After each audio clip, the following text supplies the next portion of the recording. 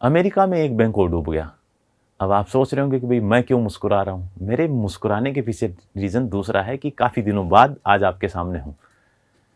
10 मार्च को अमेरिका में एक बैंक डूबा, सिलिकॉन वैली बैंक, बहुत बड़ा बैंक था। उसके बाद उसके साथ एक बैंक और डूबा था, सिल्वर गेट, वो छोटा बैंक था। इसके बाद 2-3 दिन में ही एक बैंक और डूब गया, सिग्नेचर बैंक, न्यूयॉर्क में था, ये भी काफ़ी बड़ा बैंक था। इन दोनों बैंक फेलियर के बारे में यह कहा जा रहा है कि सिलिकॉन वैली बैंक का जो फेलियर है 2008 की मंदी के बाद सबसे बड़ा बैंक फेलियर है। सिग्नेचर बैंक का जो फेलियर है उसके बारे में यह कहा जा रहा है कि 2008 की मंदी के बाद तीसरा सबसे बड़ा बैंक फेलियर है। तो हम जानेंगे कि कोई बैंक कब डूबा हुआ मान लिया जाता है, जब बैंक डूब जाता है तो किस किस के ऊपर क्या प्रभाव पड़ता है, आम आदमी के पैसे का क्या होता है, यानी आपका या फिर मेरा जो पैसा है उसमें क्या सरकार करती है कि वो पैसा वापस मिलता है कि नहीं मिलता। अब आप सोच लीजिए कि आप ही का पैसा किसी बैंक में जमा और वो बैंक डूब जाए तो क्या आपको वो पैसा मिलेगा? तो इसका जवाब भी मैं आपको दूंगा। और ऐसे कौन से कारण हैं कि जिसकी वजह से ये बैंक डूबा है, ठीक है, इसके बारे में हम जानेंगे। तो चलिए देखते हैं। सिलिकॉन वैली बैंक जो है अमेरिका के कैलिफोर्निया स्टेट में था। ये देखिए इसकी हेडक्वार्टर की फोटो है। उसके बाद सिग्नेचर बैंक डूबा है। सिग्नेचर बैंक के बारे में भी हम चर्चा करेंगे थोड़ी सी। देखिए ये वॉशिंगटन म्यूचुअल सबसे बड़ा बैंक फेलियर माना गया था 2008 में। उसके बाद में सिलिकॉन वैली बैंक आ गया है, अभी ये अपडेट नहीं हुआ है। इसके बाद तीसरे नंबर पे सिग्नेचर बैंक है, ठीक है। इसके बारे में आप अंदाजा लगा सकते हैं कि आईसीआईसीआई बैंक जो है इंडिया के बड़े बैंकों में माना जाता है, ठीक है। जैसे इंडिया के बड़े बैंक हैं, एसबीआई है, एचडीएफसी है। आईसीआईसीआई की टोटल असेट $230 बिलियन है। सिलिकॉन वैली बैंक की जो टोटल असेट थी वो $210 बिलियन थी। तो आप देख सकते हैं कि कितना बड़ा बैंक रहा होगा। 10 मार्च को क्या हुआ कि जो एफडीआईसी है, एफडीआईसी जो है अमेरिका की एक एजेंसी है, फेडरल डिपॉजिट इंश्योरेंस कॉर्पोरेशन, इसके समकक्ष इंडिया में डीआईसीजीसी, ठीक है। तो एफडीआईसी ने क्या किया, इसका $175 बिलियन पैसा है, ग्राहकों की जो जमाएं थी उसको अपने कंट्रोल में ले लिया। इंडिया में ये इसके समकक्ष डीआईसीजीसी है, एफडीआईसी के समकक्ष संस्था है, deposit insurance credit guarantee corporation. इनका क्या काम होता है ये भी मैं आपको बताऊंगा।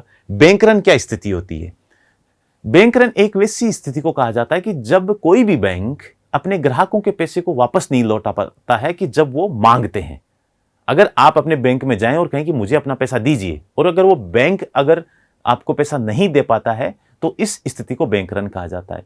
बैंक रन से बचने के लिए इंडिया में कुछ व्यवस्थाएं की गई है। आरबीआई जो है एसएलआर, सीआरआर जैसी व्यवस्थाएं करता है। इसके रूप में बैंकों को कुछ पैसा कैश में और कुछ कैसा लिक्विड एसेट के रूप में रखना पड़ता है, जिससे कि बैंक रन जैसी स्थितियां ना बने। देखिए ये इस एरिया में काम करता था, कैलिफोर्निया में, ठीक है। बेसिकली ये स्टार्टअप्स के लिए काम करता था, स्टार्टअप्स को पैसा देता था, स्टार्टअप्स की जमाएं लेता था। स्टार्टअप इकोसिस्टम को डेवलप करने में इस बैंक का बड़ा योगदान था, ठीक है। सिलिकॉन वैली क्यों फेमस है? इसलिए फेमस है क्योंकि वहां पर टेक हब है। टेक हब यानी कि जो टेक्नोलॉजी से जुड़े हुए जो भी स्टार्टअप्स हैं उनके सबके हेड ऑफिसेज वहां पर हैं, ठीक है। इंडिया के कुछ स्टार्टअप हैं, उन्होंने भी वहां से अपने आप का के ऑपरेशन जो है वो रन करते हैं।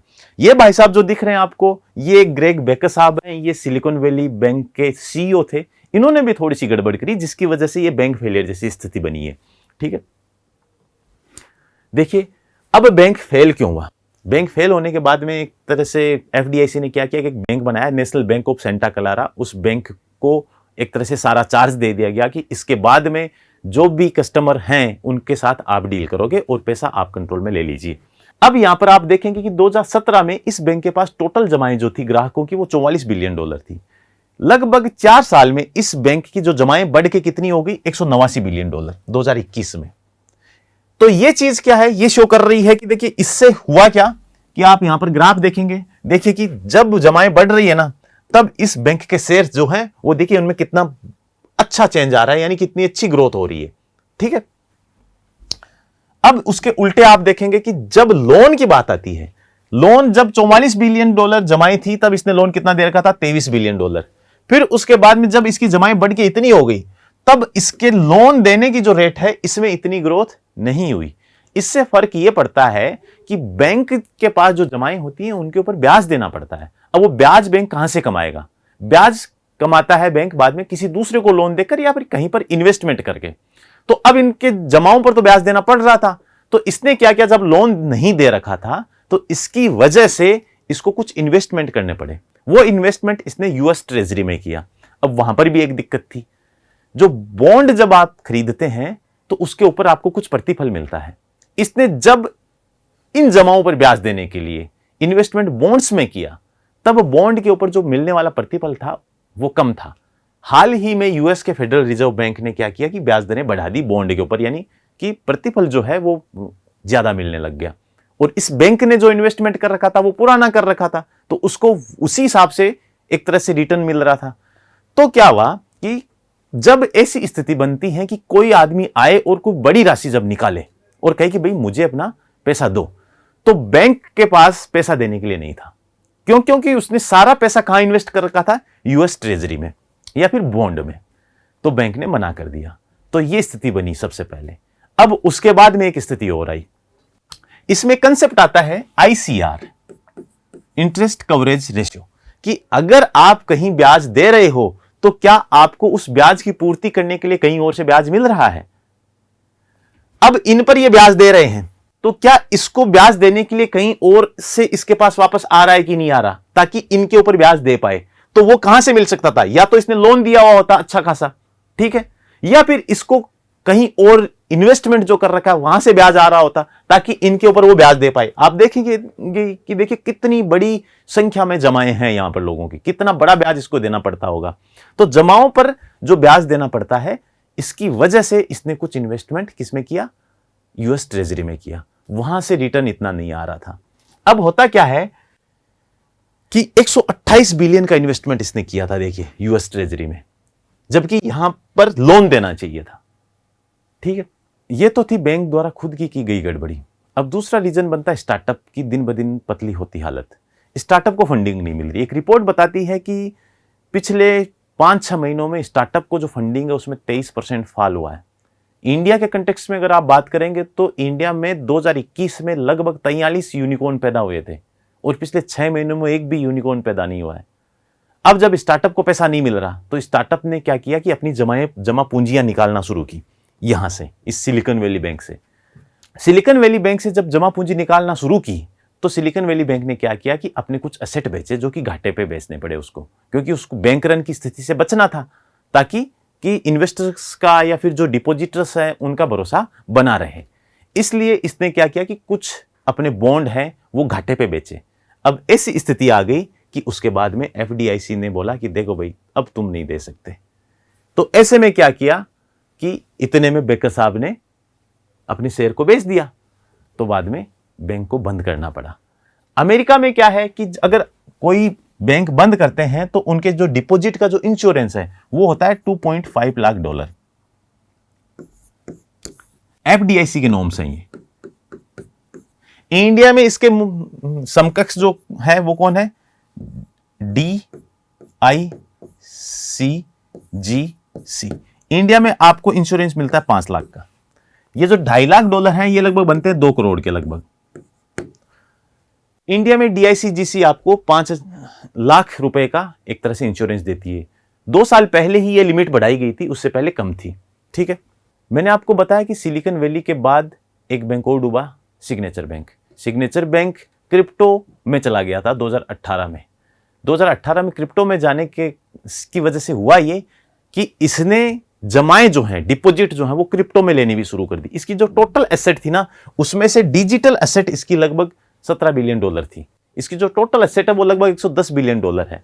जमाएं जो थी लगभग $82 बिलियन थी। तो एसवीबी डूबने के बाद में जमाकर्ताओं ने क्या किया कि इस बैंक से भी पैसा निकालना शुरू कर दिया।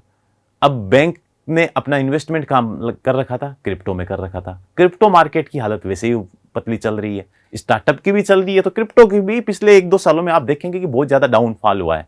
तो इसकी वजह से ये बैंक भी उनको अपना पैसा दे नहीं पाया, तो इसलिए इसको भी एफडीआईसी द्वारा बंद कर दिया गया। एफडीआईसी ने एक नया बैंक बनाया जिसका नाम था सिग्नेचर ब्रिज बैंक, उसको कंट्रोल में दे दिया इसको। अब भाई साहब इसका फर्क क्या, इंडिया पे कोई फर्क पड़ रहा है? तो इंडिया में बिल्कुल, इंडिया में आप देखेंगे कि देखिए स्टार्टअप के ऊपर इसका रिपल इफेक्ट का मतलब कि जब आप पानी में पत्थर फेंकते हो तो जो तरंगें उठती हैं एक के बाद एक, उसको बोलते हैं। देखिए फंडिंग की प्रॉब्लम स्टार्टअप्स को आनी है, डिलेड प्रोजेक्ट, यानी कि प्रोजेक्ट जो है वो उनके डिले हो जाएंगे।